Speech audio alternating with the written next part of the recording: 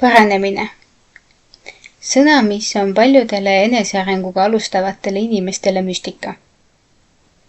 Mida see paranemine siis praktikas tähendab? Paranemine ei ole maagiline hetk, kus universum järsku sinu kasuks sekkub. See on protsess. Pikk, kohati konarlik, aga alati võimalik. Sageli räägitakse sellest, nagu piisaks vaid üksi metsas olemisest, kristallide hoidmisest või heade vibratsioonide külvamisest. Ent tegelik paranemine ei toimu loitsude ega unelmate abil. See algab siis, kui sa hakkad tegema teistsuguseid, teadlikke valikuid. Paranemine tähendab teadlikkust. See tähendab märkamist, kus ma hetkel olen ja miks ma siin olen.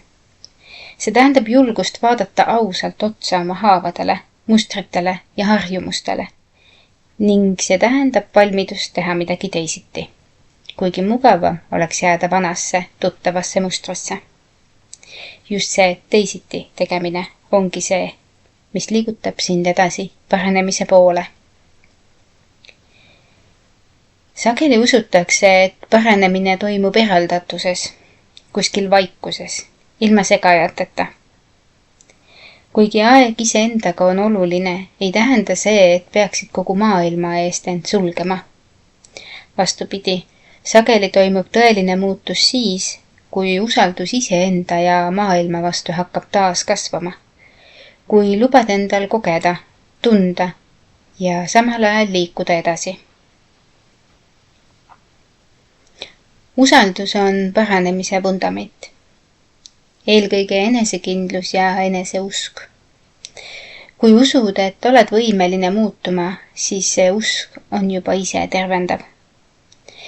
Kui võtad vastutuse oma mõtete, tunnete ja tegude eest, hakkad märkama, kuidas sa tegelikult valid oma elu. Iga väiksema kui ka suurema sammu kaudu. Paranemine ei tähenda samuti, et probleem kaob. See tähendab, et sa ei vali enam neid samme, mis sind lõhuvad. Sa ei räägi enam endaga halastamatult. Sa ei vali enam enda ellu inimesi, kes ei näe sinu väärtust. Sa ei neela enam emotsioone alla, vaid püüad neid mõista. Sa ei põgene enam iseenda eest, vaid võtad vastu ka need osad, mida seni oled varjanud. Teistsugused valikud ei pea olema suured.